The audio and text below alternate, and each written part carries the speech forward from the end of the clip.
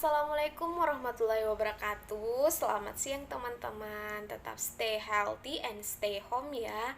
Nah, hari ini saya akan membawakan sebuah materi tentang Sanskrit atau memaparkan kepada teman-teman materi tentang Sanskrit, Sistem Administrasi Negara Kesatuan Republik Indonesia. Nah, teman-teman, yang pertama perkenalkan, nama saya Radhiyallahu Azahra dari Politeknik ST Ialan Makassar, jurusan Administrasi Bisnis Sektor Publik semester 3 di Politeknik Setialan Makassar. Nah, teman-teman, saya tuh sudah semester 3 di Politeknik Setialan Makassar. Nah, sebelum kita masuk dari pembahasan kita tentang Sanskrit, saya akan menjelaskan tentang filosofi Sanskrit. Nah, teman-teman harus tahu, filosofi Sanskrit itu berbicara tentang tata, sifat, dan proses administrasi negara.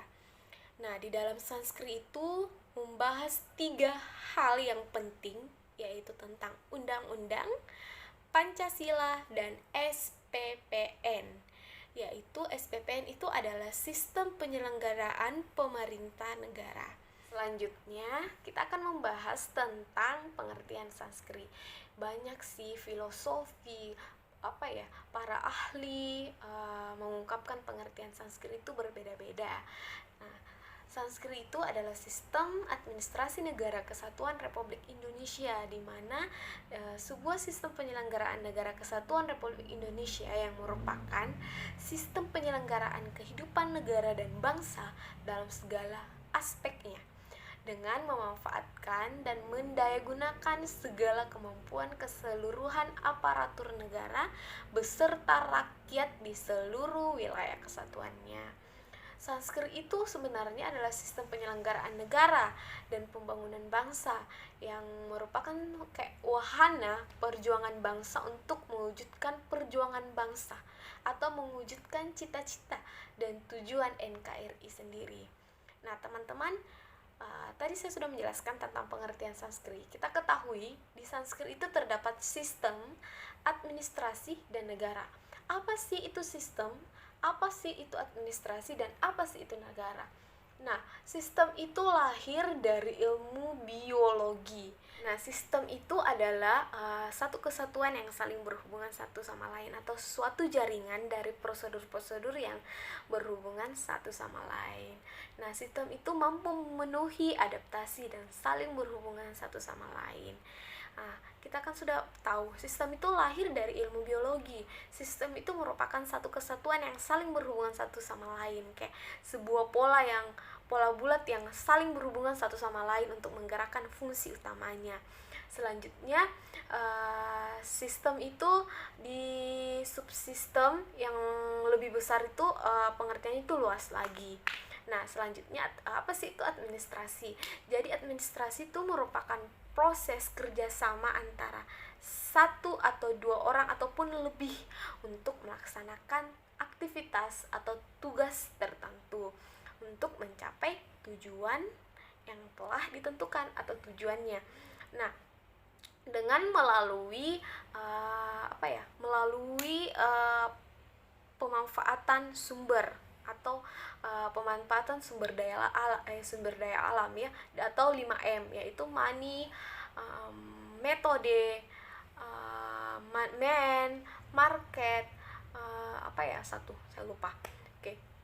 Selanjutnya itu kita sudah berbicara tentang sistem administrasi. Nah, kita sekarang berbicara tentang negara.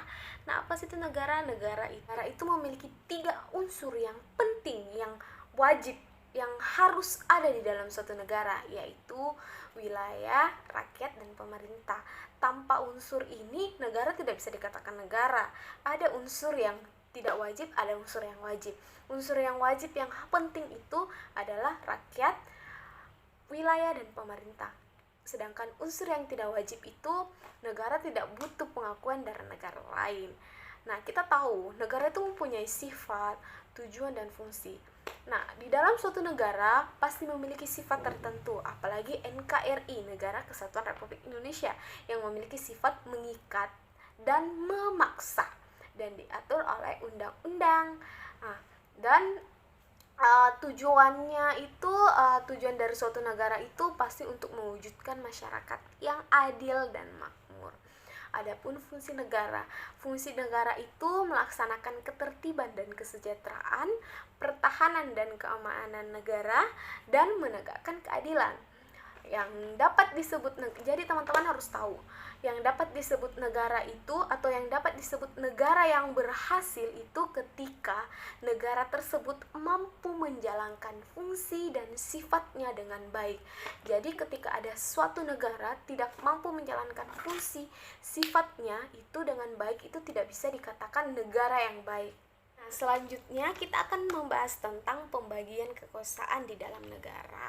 Nah, pembagian kekuasaan ini terbagi menjadi dua, yaitu vertikal dan horizontal. Nah, selanjutnya saya akan menjelaskan tentang vertikal, di mana vertikal itu terbagi menjadi dua, yaitu konfederasi dan federal. Nah, di mana pembagian kekuasaan itu secara vertikal ya, atau tingkatan. Jadi, pembagian kekuasaan secara vertikal itu atau secara tingkatan itu terbagi menjadi dua lagi, yaitu konfederasi dan federal, di mana negara yang menganut federasi atau pembagian kekuasaan federasi itu negara yang tidak bisa memaksa kehendaknya. Kita ambil contoh negara Arab Saudi. Negara Arab Saudi itu tetap merdeka sendiri.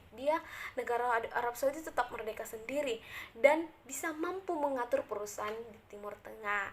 Sedangkan kalau negara pembagian kekuasaan federal itu atau federasi itu kumpulan negara-negara bagian seperti Amerika Serikat. Nah, negara federal ini pemerintahan federal ini tidak dapat diganggu gugat oleh negara bagian lainnya, karena prinsip dari pembagian kekuasaan federal atau yang menganut federal itu prinsipnya itu negara yang federal itu tidak pernah ikut campur atas negara-negara bagiannya. Jadi negara federal ini tidak pernah ikut campur atas negara-negara bagiannya. Beda dengan federasi. Kalau federasi itu negara yang tidak bisa memaksa kehendaknya seperti Arab Saudi. Sedangkan kalau federal itu dia itu lebih tidak bisa ikut campur kepada negara-negara bagiannya. Gitu. Jadi dia mempunyai prinsip tidak ikut campur terhadap negara-negara bagiannya. Seperti kita ambil contoh Amerika Serikat gitu. Nah, selanjutnya kita akan membahas tentang horizontal atau terpusat. Nah, pembagian secara horizontal itu seperti pemerintah pusat, kesatuan, sentralisasi, desentralisasi. Nah, negara yang memakai pembagian kekuasaan terpusat atau pemerintah pusat ini adalah negara yang bisa bekerja sama atau ikut campur seperti Indonesia.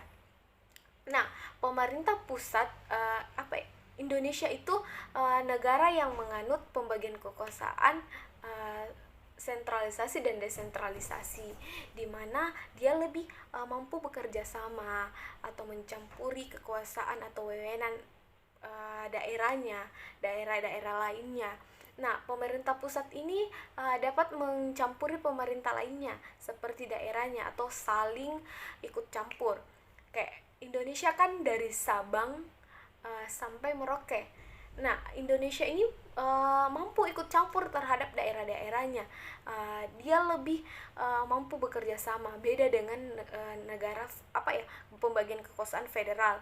Kalau pembagian kekuasaan federal itu dia tidak mampu ikut campur terhadap negara-negara bagiannya karena dia mempunyai prinsip tidak ikut campur terhadap negara-negara bagiannya. Sedangkan kalau terpusat itu dia dari pemerintah pusat, kesatuan, sentralisasi atau terpusat, desentralisasi atau otonomi daerah.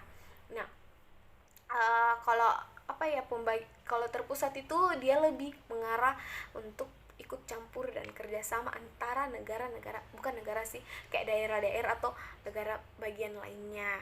Gitu. Teman-teman, selanjutnya saya akan membahas tentang klasifikasi bentuk pemerintah baik dan tidak baik berdasarkan jumlah. Jadi klasifikasi bentuk pemerintah itu ada yang gak baik, ada juga yang baik. Nah, klasifikasi pemerintah itu seperti monarki vs tirani, aristokrasi vs oligarki, demokrasi vs monokrasi. Nah, kalau monarki vs tyranny itu dia lebih satu orang. Jadi dia itu tidak banyak, tapi dia itu membatasi kayak satu orang. Nah, sedangkan aristokrasi itu sedikit orang. Jadi dia itu boleh lebih dari dua, tapi dia membatasi sedikit. Sedangkan monarki itu hanya satu orang. Sedangkan kalau demokrasi itu banyak orang. Nah, dari mana sih kita tahu yang mana baik, yang mana buruk? Nah, monarki, aristokrasi, demokrasi itu merupakan bentuk pemerintahan yang baik, dan tirani, oligarki, mabokrasi itu bentuk pemerintahan yang tidak baik. Di mana Indonesia itu menganut bentuk pemerintahan demokrasi, saling bekerja sama, menerima saran dari bawahan. Nah, tapi teman-teman harus ingat, tidak selamanya penganut negara yang menganut aliran demokrasi itu baik. Jadi, tidak selamanya negara yang menganut aliran demokrasi itu baik, teman-teman. Jadi, ada pasti dampak buruk dan dampak baiknya. Nah, teman-teman, saya sekarang akan membahas tentang bentuk-bentuk lembaga negara atau sistem pemerintahnya, yaitu presidensial dan parlementer. Nah, menurut saya sih Indonesia tuh memakai sistem presidensial. Nah, pasti teman-teman bertanya, apa sih perbedaan dari presidensial dan parlementer? Nah, kalau presidensial itu dia merupakan presiden yang selaku kepala negara dan kepala pemerintah, karenanya tidak bertanggung jawab atas atau tidak bertanggung jawab terhadap parlemennya. Dan presidensial itu didasarkan pada prinsip separation of power-nya. Nah, presidensial itu eksekutif dipilih melalui pemilu, sedangkan kalau parlementer atau bentuk lembaga negara yang parlementer itu dia itu merupakan pemerintah yang eksekutif dan bertanggung jawab kepada parlemennya. Sedangkan presidensial itu dia tidak bertanggung jawab terhadap parlemennya. Kayak gitu sih. Nah, itulah tadi pembahasan tentang Sanskrit, pembahasan sedikit tentang sistem administrasi negara. Apabila ada kesalahan, datangnya dari saya. Apabila ada kebenaran, datangnya dari Allah Subhanahu wa Ta'ala. Terima kasih, tetap jaga kesehatan, stay home, stay healthy, and selamat beraktivitas.